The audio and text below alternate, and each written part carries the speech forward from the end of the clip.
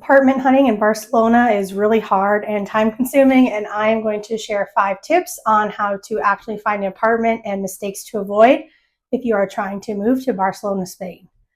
As most people have heard, apartment hunting in Barcelona is super hard and difficult, especially if you want to find something reasonable to live in. Of course, there's tons of apartments that are a lot more expensive and really close to even like American pricing, but you can find good other ones. It just needs time. The main thing you need when finding an apartment is you need patience and time. Nothing here is fast unless you get super lucky. Even finding a good place takes a little bit of luck anyways, but you need time. Apartments here are also very last minute compared to the US. Most of my friends and myself, we find an apartment normally 2 to 4 weeks before you move. So by American standards and other places in Europe, this is super last minute. So you definitely need a lot of time to find one. So finding this apartment for myself took almost 4 months. It takes a long time, a lot of hunting, and also just a little bit of luck. I got lucky. I was one of the early ones and an individual instead of a couple. And so he chose me over the other people. So part of that was luck as well. Another big mistake you want to avoid if you want to find something reasonable in Barcelona is when you are looking for an apartment. A big thing in Europe, of course, is always Euro summer. So everyone coming, around June, apartments are just going to be a lot more expensive. That's just how it is in Europe in general. You're going to be paying a higher price for a lease. And also in Barcelona, there's a lot of universities here and students. So trying to find an apartment when school first starts for the spring and fall semester is also going to be more expensive and a lot more competitive. So here, most schools start for university is the end of January and then kind of end of August, early September. So if you're looking around that time, it's also going to be super competitive and even more expensive. Another mistake you want to avoid is thinking that you can just get any apartment for any rental time period. There's been a lot of new housing laws starting in Barcelona the past couple of years, and so the laws have really been changing. And so there's a lot of different types of contracts and places you can live. For example, you will find a lot of apartments that are 90 days or less. This is because if you live for a place 90 days or less, the owner does not have to file a contract with the government. That costs around $125, I think. So a lot of rentals, short-term ones, will be 90 or less, and also a lot of ones you have to do a minimum of 32 days on Airbnb specifically. So if you are looking to come for 2-3 weeks, you're just going to end up paying for a full month. That's just kind of how it is. Also, a big thing here is short-term housing, because once you stay someplace for over 12 months, you get a lot more rights. So most leases will be 11 months or less. It's even harder to find a long-term one, which here is about 5 years. You can normally start getting out of it after about a year, but you at least have that price for 5 years locked in.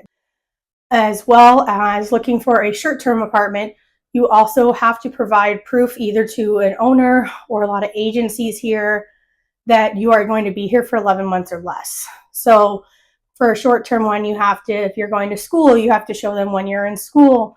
Or if you just have a work contract for let's say 8 or 9 months, you have to provide that proof, or else they're going to assume you're long-term, and then a lot of them won't want to rent to you.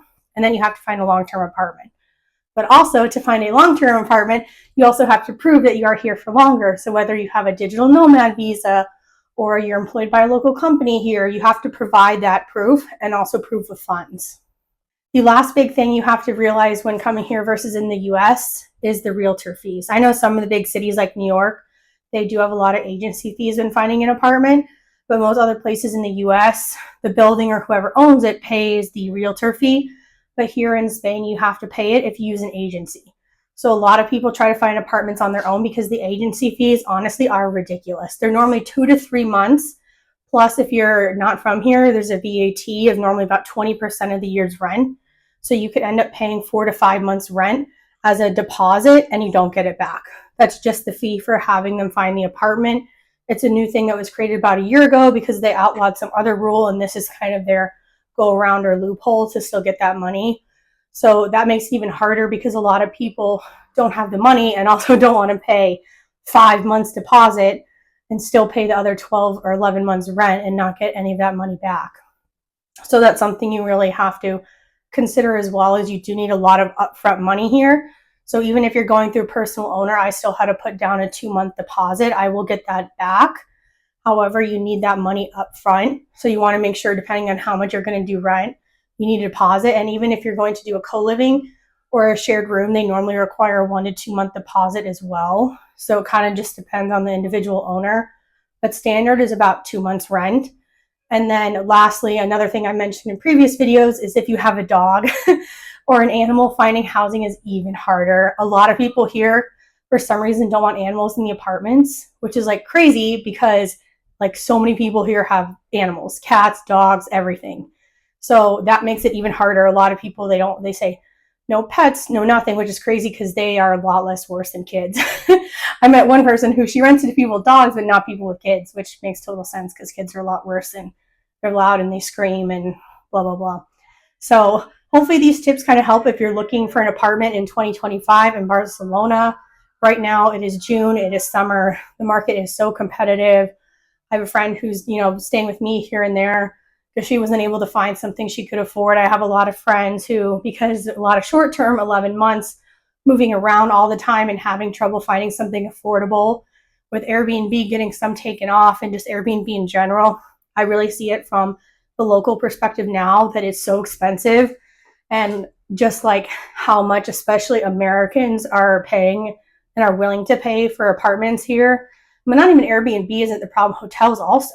Because even a cheapo hotel, if you want to stay in a hostel, is around 100 euros a night, and that's 3,000 a month, which is a lot of money for a lot of local people especially. So the housing market is definitely competitive here. It's hard. You need time, you need patience, and you need to be aware of all these other things you need if you actually want to stay here for over a 3-month period and also pay something that is not totally overpriced and ridiculous. So I hope this helps, and I'll continue doing some more videos on life in Barcelona.